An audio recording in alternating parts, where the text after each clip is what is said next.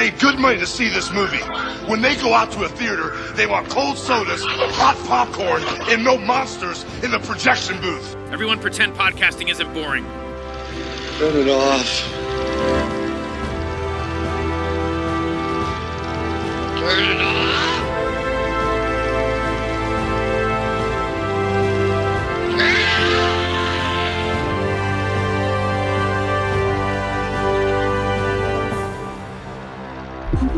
Good morning. Detective Yan 623. You can now start your day with me, the head.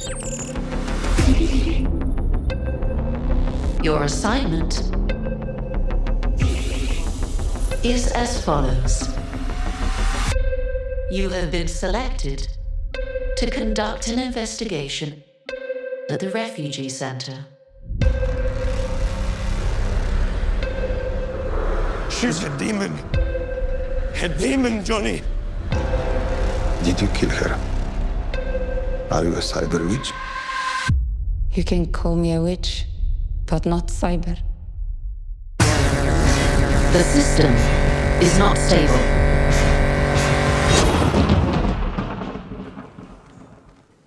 You hacked me. You did this to yourself.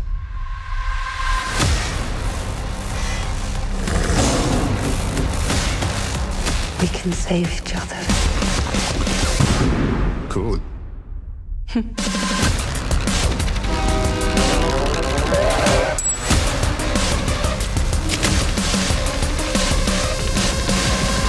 You are my animal. Danger. Danger. Danger. Overstimulation. Stop. Thank you for your attention to this matter. Have a nice day. Yummy.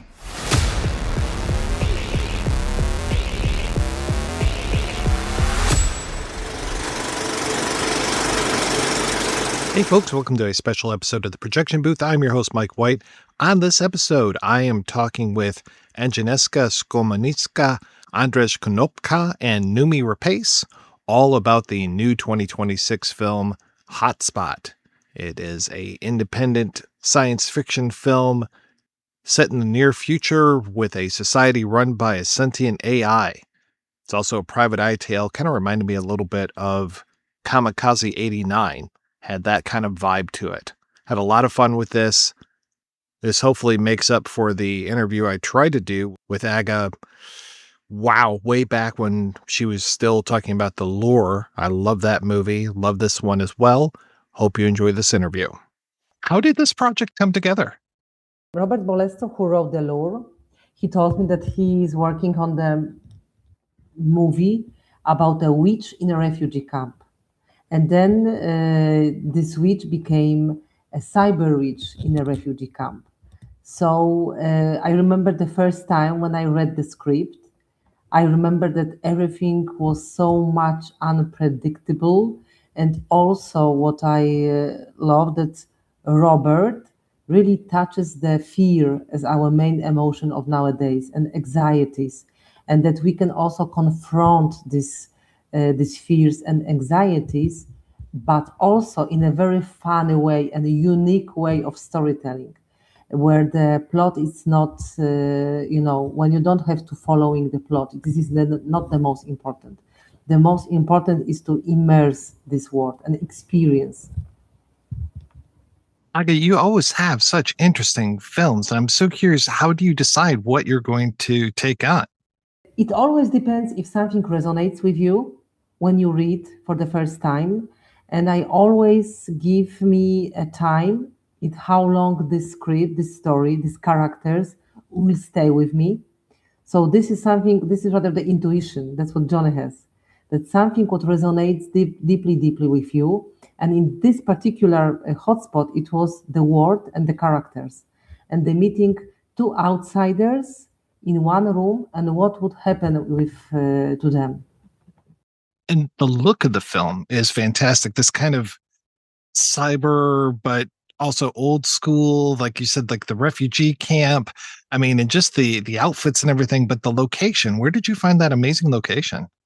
I remember when I read script, it was meant to be in Poland, but in Poland you have green, you have forest, the nature is really very wild and still vivid. And I knew that I have to move the whole settings to Greece. And I remember the first time when I saw the images of Elinikon, this huge airport, which is totally empty. And it used to be there a refugee camp. But before, it was a huge monument of the capitalism and of the Athens, of the Europe these days, those days in the 80s, 90s. And also what was important to me, the landscapes. When Djonny, goes by bike and you see all of this burnout forest. For me, this is like the image, the symbol of our times. And Noomi, what attracted you to this role? I mean, it was really the script and the role and Aga, because it was like, it's very rare that you read something and it has a director that you deeply respect and that you've been wanting to work with for so long, and a character that is very complex and strange and full of contradictions. And I just fell instantly in love with this crazy story. Like I didn't understand what I was reading. I was like, wait, what? Like, what am I actually, what's going on here? Like, what is happening? It was a lot to process. And then when I started to sort of step into Rana, it just became really clear to me that she lived a lot of destruction. She lived a lot of pain. She's been on the road for long. She's been captured, tortured, questioned, pushed away, chased away. And the only crime they've committed is say, we don't want to be part of whatever you're doing. We don't hold passports. We don't have identity cards. We don't commit to a government or a state. We cross borders. We don't have borders. We don't have a religion. We are just love. And how big of a threat that is to the modern society and like the structure, and that sort of rebellious soul and her beliefs was really, it hit something, it really touched something deep in me. And it's like, what if I just whatever comes at me, whatever happens, like I try to meet it with love and empathy. And because my first instinct has been rage. As long as I, it's like, you fuck with me, I will fuck you up. But then it's like, no, that's like not the way, because there's people with bigger guns and bigger anger and more hatred. So I'm gonna be crushed. And I think, I feel like that sort of that journey you see a lot in Rana's eyes. She has a wisdom that only comes from pain, but she managed to turn it into peace. So I find her really intriguing. How do you find a character like this, though? What's on the page versus what you bring to it? Aga, I think that's maybe a question for you as well, because I feel like we very much gave birth to her together through conversations, and like every little symbol on her body, the tattoos will tell something about her costumes. Everything is a part of her, and it gives the audience a clue to what she comes from and who she is. But it was very organic. Yes, it was very organic, and also that's what you brought with you as a human being. I mean, that's this kind of the complexity which Noomi has, this that you have mystery, that you have this rage, but also you have love, tenderness, and I found it and I know that Noomi is very organic. I mean that she follows her intuition, and she's very open and wild at the same time, very specific, very concentrate on the goal, on the character, and very, very, very detailed in terms of the way she working, but at the same time, open to something what is new, what we can explore together. I love it. Andrzej, kind of a similar question for you. How did you approach this character, especially this kind of cyber detective role that you're playing? The role of the detective is very different from anything that I played before in my career. I was naturally full of fear after reading the script. But the turning point was the fitting day when I put on the costume. I looked at myself in the mirror. I suddenly had this revelation that I can do anything. My character, despite his very masculine appearance, is not a very brave character, after all. It's amazing to have a main character that is a coward. Yes. Right, as opposed to his wife, Aika, who is very fragile and appears very delicate. I do not want to ask Agnieszka why she decided to cast me in this role. Well, you were saying that you're a coward, but it takes a lot of bravery to wear that hairdo, to wear that wig. Yeah, that's very true. And of course the one piece, the boiler suit or, jumpsuit. This is also a way in which my character compromises. Well, yeah, it doesn't leave much to hide. I can tell that you understand me completely. Aga, congratulations on another successful film. I just absolutely loved Hotspot, and what an amazing movie, and what another terrific thing that you've put out in the world. I love it. Thank you so much. It's really important to me to hear this. Thank you. Thank you so much for your time today, everybody. I really appreciate this. And great Thank questions, you. Mike. Thank you. Bye.